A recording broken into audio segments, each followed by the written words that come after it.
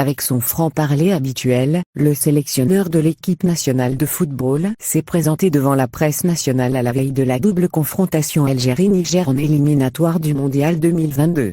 Les Verts accueillent ce vendredi 8 octobre les Nigériens au stade Tchaké de Blida dans le cadre de la 3e journée du groupe A et joueront le match de la 4e journée face au même adversaire à Niamey le 12 octobre. Djamel Belmadi, l'homme qui bouscule les vieilles, mauvaises habitudes pour Djamel Belmadi, il est important de réussir ces deux matchs pour rester dans la course à la qualification autour des barrages, relevant que son souci principal c'est la différence de température entre les deux pays. Algérie, Niger. L'objectif de Belmadi évidemment, on pense à ces deux matchs et il y a des calculs à faire. C'est sûr qu'on prend en considération le fait qu'ils sont rapprochés et que ce sera face au même adversaire, et c'est sûr que, eux aussi, ils y pensent. Il y a juste la température qui réduit le temps de récupération. À Niamey à 17h, c'est 35 degrés, dit-il. Clairement, Belmadi veut rééditer la même performance contre Djibouti, 8-0, en visant une large victoire face au Niger vendredi à Blida. On prend la double confrontation dans son ensemble, mais il y a d'abord ce premier match sur lequel on doit axer. Si on bat cette équipe avec un score lourd, on aura fait le nécessaire, c'est une équipe difficile à manœuvrer, ajoute le coach des Fennecs, refusant d'en dire plus. Je reste toujours un peu vaste, je préfère parler en détail après les matchs, plutôt qu'avant, explique-t-il. Belmadi s'est en revanche étalé sur l'actualité de l'équipe nationale, des joueurs qui la composent et tout ce qui s'est dit ces dernières semaines. D'abord la motion de soutien des membres du bureau fédéral de la Fédération algérienne de football, FAF, à sa personne adoptée à la mi-septembre puis retirée du site de l'instance fédérale. Ce n'est pas important pour moi. Soutenez l'équipe nationale, soutenez-nous dans les choses dans lesquelles on vous attend, dit-il. Évasif sur son avenir avec les Verts, cet épisode avait de nouveau relancé le débat sur l'avenir du coach à la tête des Verts. Une question que Djamel Belmadi a évoquée, mais tout en restant évasif. Il révèle que sa prolongation après le Mondial 2022 n'a pas été abordée. Sur l'aspect contractuel, on n'a pas discuté. Le contrat administratif ce n'est pas le plus important. Ça ne sert à rien si on ne va pas en Coupe du Monde, la confiance dont j'ai besoin c'est celle de mes joueurs. Chacun est confiant dans ses prérogatives, dans son poste. Ce serait malvenu pour eux, pour moi, mais on dit qu'il faut absolument se qualifier à la Coupe du Monde. On va faire en sorte de bien terminer et de faire plaisir à notre public. Je n'ai jamais joué de Coupe du Monde en tant que joueur et entraîneur, c'est le rêve de tout enfant, avoue-t-il.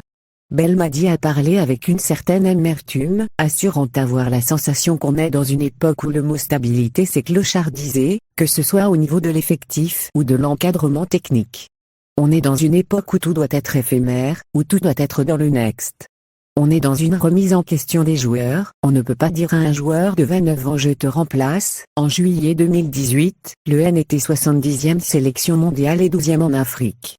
Après 3 ans, on est 3e nation CAF et on continue à dire pourquoi lui et pas lui. On arrive à un niveau très faible, je me dis qu'il faut peut-être dire pardonnez-nous pour faire plaisir à certains, regrette Belmadi.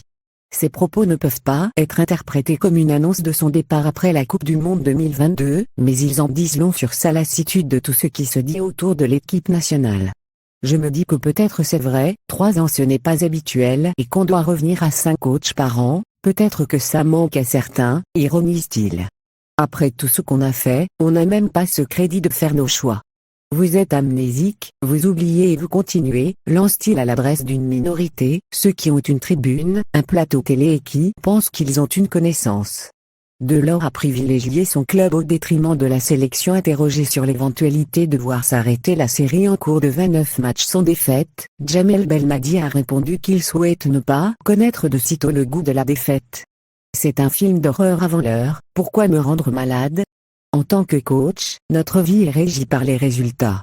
En 4 années, on a perdu une fois, je n'ai pas trop le goût de la défaite. Pourvu que ça dure. La défaite a un goût amer et ce goût, je n'ai pas envie de l'avoir avant longtemps, dit-il. Après la défaite de l'Italie mercredi soir face à l'Espagne en Ligue des Nations après 37 matchs sans défaite, l'Algérie est à 8 matchs de devenir la nation avec la plus longue série d'invincibilité dans l'histoire. Évoquant les joueurs des Verts, notamment les non convoqués, il a bien voulu fournir toutes les explications.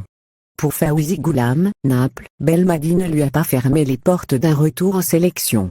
Je suis content qu'il se rétablisse, on l'a suivi pendant sa rééducation, il est de nouveau opérationnel, tout le mal qu'on lui souhaite c'est de rejouer, il sera considéré comme les autres. Avant de se blesser, il était dans la liste élargie, il n'a pas eu la chance d'enchaîner les matchs, explique-t-il. Djamel Belmadi s'étale un peu plus sur le cas d'Andy Delors, confirmant que le joueur s'est engagé avant de signer à Nice, libre française, de ne pas jouer la prochaine CAN. Le coach révèle qu'il a eu l'information il y a un mois et qu'il l'a confirmé auprès du joueur lui-même après une discussion houleuse. Delors lui a signifié qu'il privilégie son club parce qu'il veut réussir ce challenge, il devait mettre l'équipe nationale entre parenthèses, uniquement pendant un an et évidemment pas de CAN. Delors a signé un document de ne pas aller à la CAN, confirme Belmadi, ajoutant que ce sont tous les joueurs africains de Nice qu'on a tenté de dissuader d'aller en CAN. Il assure qu'il tient cela du directeur sportif du club. Pour Belmadi, l'engagement avec l'équipe nationale, c'est primordial. Le sélectionneur a aussi parlé de Saïbora qui doit améliorer ses statistiques et du jeune Yanni Laga qu'il a salué comme étant le premier joueur des catégories jeunes, U18, qui préfère l'équipe d'Algérie à la France.